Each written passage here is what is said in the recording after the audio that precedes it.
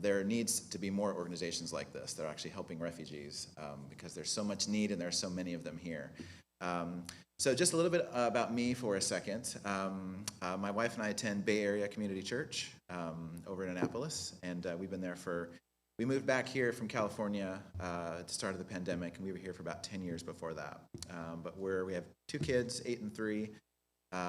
We've been in church all our lives, and we were doing some refugee work like this in California as well, kind of helping Syrian and Iraqi refugees. So this has been kind of a total God thing that all this happened within the last few months.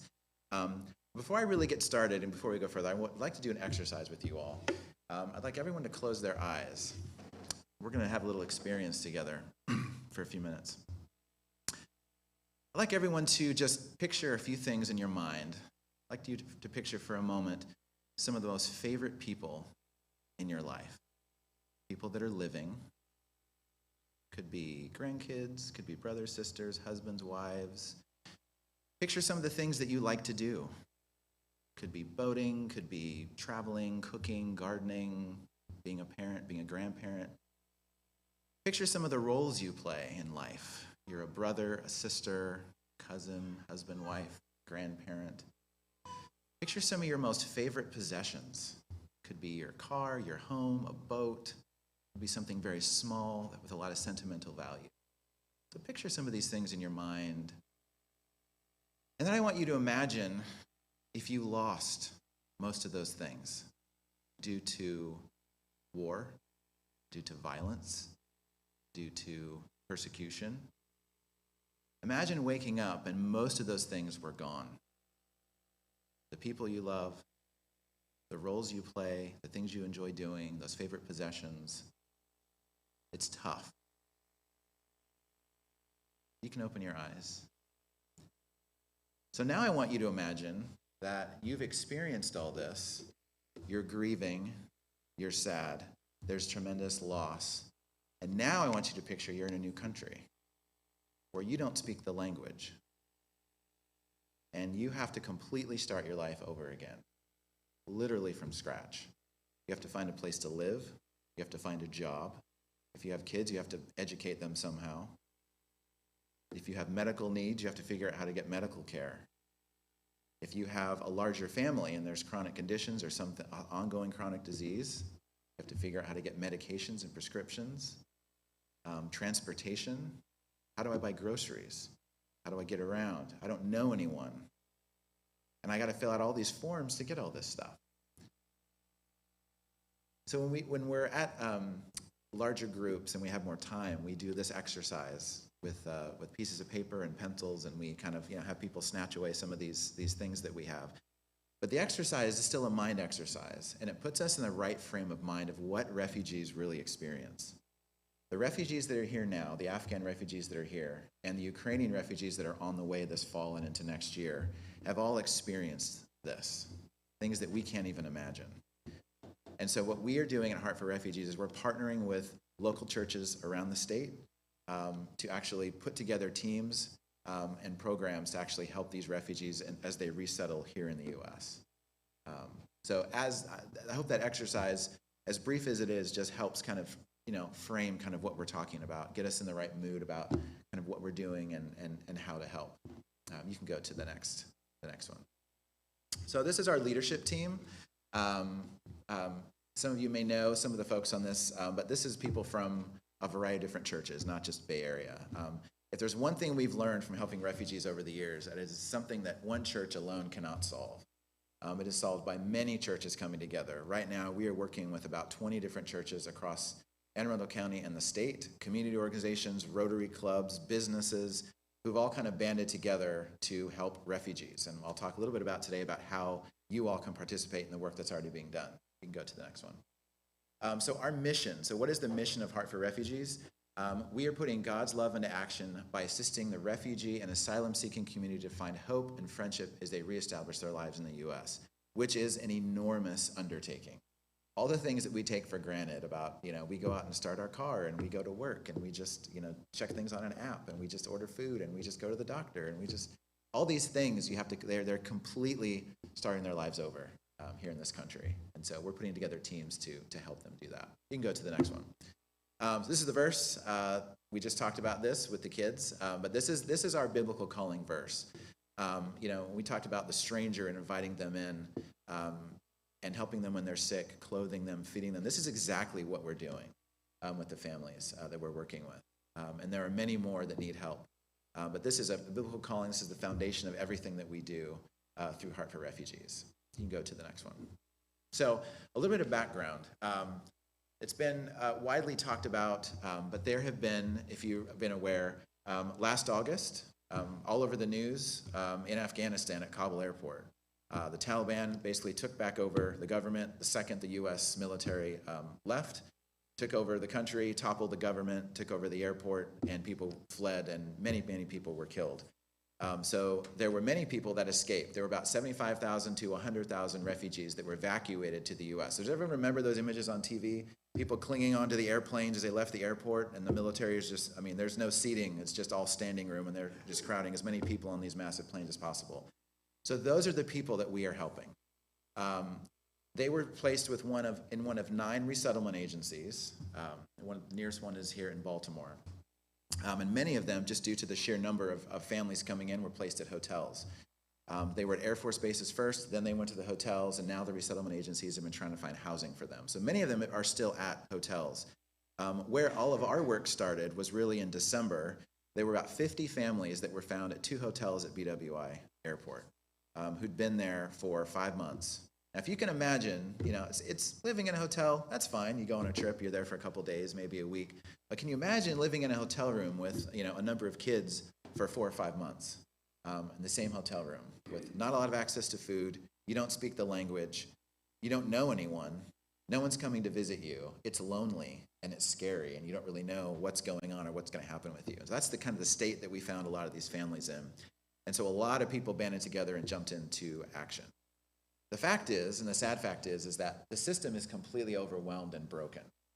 All the way up at the State Department level, the funding levels, the resource levels, there's way too many families that have been brought in, and there's not enough resources or staff or funds to kind of help them get settled.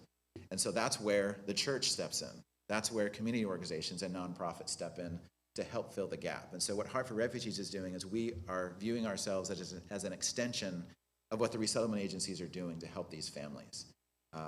These families are, they may not speak the same language we do, they may not have the same backgrounds we do, but they are like us. They care about their safety, they care about their kids. All they want is a chance to start their lives over and have safety. You think about Maslow's hierarchy of needs, right? That bottom of the pyramid, that safety, security, food, shelter, roof over your head. They're looking for those basic things. So our teams are helping them do that since the system's been a little overwhelmed. You can go to the next one.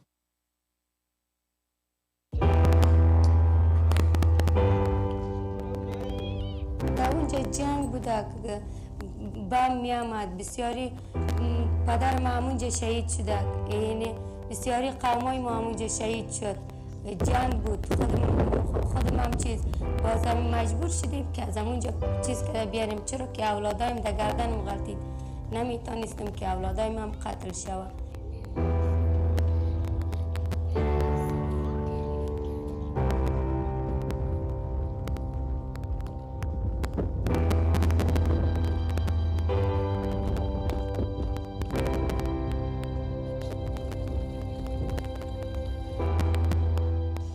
فعلی ما بسیار سخت است چرا که کلگی ما را میبینید که مهاجر هستیم همونطوری اولادای ما در نان خوردن ضروره هرچی میخوایی وشتو کسی این نمیفهمه که مادر تو داری یا نداری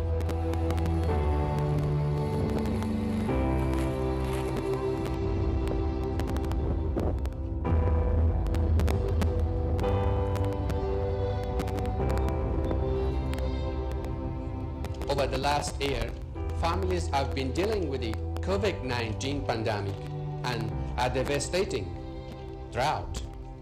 And now increased violence in the north and northeast regions is driving more people from their homes every day.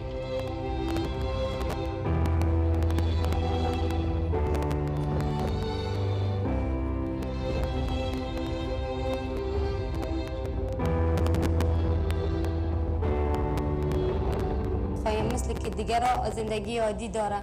ما را هم زندگی را که چرا که من میخوایم که اولاد ما یک چی شود، یک دینمی افغانستان یک دکتر شود، یک انجینیر شود، یک دیگه چی شود.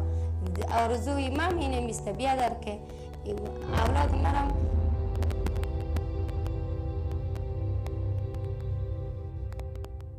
So this is just a short snapshot of actually where these families have come from and the things they were dealing with before they even came here. So I mean, if you can imagine dealing with that, I mean, many of these families are living in the tents. You know, we've kept in touch with families that are there, and many of them that are here cannot go back. Many of the people here worked in the government in Afghanistan. They were journalists. They were clinicians, and they can't go back for fear of being killed. And their families are trapped over there, and they're over here in safety and trying to get their families over. So there's a lot of challenges that they're facing. So who are refugees? It's really important to the words that we use. And oftentimes in news reports and in the media, you'll hear some of these words on the screen all used interchangeably. And it's really important that we take a moment to actually understand who we're talking about. When we say refugees, a refugee is a very special protected class of people that the UN actually designates as a refugee. But it's any person who is forcefully displaced from their home due to any of the number of things up here: violence, war, human rights violations, persecution. We in this country, it's very hard for us to imagine that. It's very hard for us to imagine not only being forced from our homes here, but forced to leave the country. It's hard for us to even fathom that. Like, there's so much violence here, and the government has been toppled, and there's so much chaos and unrest everywhere that we actually have to leave the country to go somewhere else just to be safe and to not be killed. It's crazy for us to think that way, that would happen here. But that's exactly what they've been through and what's happening in Ukraine right now. Asylees face the same kind of persecution, but they're already here in the U.S. In the parolee program, that many of the refugees that came over last fall are asylum seekers. So they're here in the United States applying specifically for asylum to become permanent residents. Migrants is a term that is typically used for, we hear that across the southern border, but it's typically people that in any country just go to to improve their life in some way. They're not necessarily under threat of violence or death or losing their family or their homes. They're just trying to make a better life for themselves, better education, a reunion, living conditions. So what we're specifically talking about here are basically refugees and asylum seekers that have come to the country and just need our help. You can go to the next one. So many of the challenges that they're facing and the teams I'll talk about that we're putting together in ways that this group can help are dealing with a lot of these things. Obviously, there's a strong language barrier. Education, believe it or not, the education that many of these refugees have, and many of them are very well educated in their home countries. But when they come to this country, it's just pieces of paper. It doesn't mean anything. So that doctor that spent 10 or 12 or 15 years in Afghanistan learning to practice medicine comes over here and can't practice medicine because it doesn't translate over, it doesn't apply. They'd have to go back to school for another 10 years, and who's got the time or money to do that? So it's a real challenge. Work is a big one. Just the immigration and the legal process of applying to be a permanent resident, getting asylum, that process, pretty much need an attorney to do that. Everything on this list, from healthcare, mental health, racism, cultural differences, there's a lot of things that are impacting, that are stacked against these families when they come here. So what our teams are doing are helping them break these things down to make it easier for them to assimilate into this culture. Next one. Okay. So you don't have to read everything on this slide. I realize this is kind of small, but this is just a snapshot of really quickly of what the resettlement process actually looks like. If you've ever wondered, how a refugee actually gets here, when these people arrive, the things that they've usually been through and all the steps they've been through, it's quite long. The refugees that came last August were kind of fast-tracked out of the country, and a lot of the security screening process happened at the Air Force bases here when they landed. But typically for refugees, it's about a 2 to 3 year process that they are being vetted by both the UN and the State Department for those that are coming to this country. For those that are going to other countries, there are other ministries of defense and things that are handling that screening. But for the refugees here, they have been through an intense amount of screening, background checks on social media, medical screenings, their family members, to make sure that they're safe and that they're not dangerous elements coming into the country. So where we fall into the process is, you see off of the end there, where we really fill that lead. Once they've been matched with a resettlement agency or a sponsor agency, that's where we come in and partner with that sponsor agency to provide them many of the things you saw on that list, helping with education, a job, childcare, helping them with their immigration process, and just friendship and support. I know Leslie's right here, and she's on one of our teams. You'll probably may hear from her in a little bit, but it's about love. It's about being a neighbor. It's about being a friend and really building community with them. There's all sorts of crazy, scary things they have to deal with, but the heart of this is we're building friendship and community, and we're giving them hope. You know, if I were in their situation, if I were in a country where I didn't speak the language and I didn't know anyone, and you're giving me all these stacks of paper to fill out that I don't even understand, that one person who came alongside me, or that team who came along beside me and was willing to talk to me and hang out with me, and just, even if we couldn't really communicate that well, sit with me and listen to me and just be there for me, would have a tremendous impact on me and give me tremendous hope. You can go to the next one. Okay, so really quick, these are the ways at a really high level about ways to get involved with Heart for Refugees. Obviously, prayer is a part of everything that we do. Prayer is over everything and in through everything that we do, and we pray for these families, and we pray for the teams that are serving these families. There are essentially 3 tiers that we've identified. All have a varying level of involvement. Tier 1 is really the donation aspect of it. So for people that just want to give financially or food, clothing donations, those furniture donations are actually really, really important. So we move families into apartments. But if there's if there's a person who wants to get involved, or a family in tier 1 and is super busy and maybe not have time to get involved with some of the other tiers, donations are always accepted and appreciated to help out these families in a number of ways. Tier 2 are our community support activities. So these are a little bit more involved. This is where you're spending a little bit more of your time actually engaging with a refugee or a refugee family. So it could be childcare. It could be maybe you're watching their children for them while they go to an ESL class, or a doctor's appointment, or to the grocery store. It could be, we're planning for the summer 2 different activities this summer up in Baltimore, art activities and soccer games for the kids. So we're gonna have a huge picnic, probably up in Baltimore, where many of the families are currently living. And then so there's plenty of ways to volunteer with kind of one-off events like that. Get to play with some of the kids, meet some of the families. It's a really great time. We've done this for a number of years. And then thirdly, tier 3 is the most involved. So these are our family support teams.